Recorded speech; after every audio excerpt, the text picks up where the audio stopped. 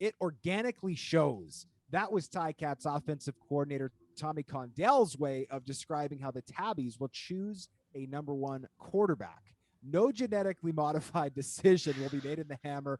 Where is this battle at right now between Jeremiah Masoli and Dane Evans? Well, according to head coach Orlando Steinauer and the aforementioned Condell, it's a dead heat right now. They're going to let this competition play out literally all the way to the end of training camp, unless one of either Jeremiah Masoli or Dane Evans really starts to show themselves and separate from the other guy. But to me, it sounds like the Ticats want it to be so apparent that the decision essentially makes itself. Talking to some people around the league who aren't obviously at Tiger Cats training camp every single day, they're adamant that the decision has already been made. Evans lost his last time out, an upset in the Grey Cup. To be quite honest, after throwing those early interceptions, looked shell-shocked in that game. Now, it's difficult with all the pressure on you in a Grey Cup, but Masoli gets the upfront money, so the thinking around the league is that it's easier for the Ticats to start with Masoli and go to Evans if they need, if Masoli struggles, than do it the other way around. Yeah, that's something I've been thinking about this whole time. We talked about this a little bit on last week's show, and I still think Jeremiah Masoli is going to be the week one starter. I've always thought that, even with Orlando Steinauer insisting that it's a true competition and, saying like, oh, ask the players themselves. They're both in this. I get it. That's what they're going to say.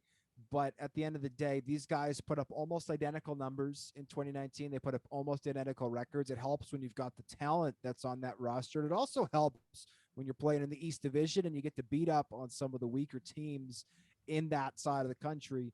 But I just don't see it. I think, and that's the other thing. What if they truly are tied? What, you're going to flip a coin for week one? No, somebody's got to step up and win the job. And I think it's Jeremiah Masoli for the reason you said. It's really easy to give Jeremiah Masoli the reins and take them away down the line potentially and give them to the new guy where he becomes potentially the face of the Tabbies and the other way around. You can't start Evans and then put Masoli in there a few weeks down the line if he falters. That doesn't work. Especially when Masoli got $125,000 up front and is due Bingo. to make $350,000. Imagine having that type of money going to your backup quarterback, Kodge. I mean, the Ticats did do it before when they benched Zach Caleros, but that was after the team started 0-8. Completely different situation. The other point that's been made to me by smart coaches around the league, Hodge, is you see, for example, in Saskatchewan, Jason Moss laid out the rep count in the first week of Riders practice. Cody Fajardo got over 300 reps. For the rest of the other four quarterbacks combined, there was only 120. Now, Wow. that's really only in Skelly or the team periods, but still, it shows me the Riders are committed to getting Fajardo ready. So if you're the Ticats, do you not want to start to at least lean towards making a decision earlier rather than later, the end of camp? Because you have these guys coming off essentially 2 years away from football, and you want to get your starter prepared to play. I understand that the Ticats feel like they have two starting quarterbacks or a 1A and a 1B, however what you want to slice it up.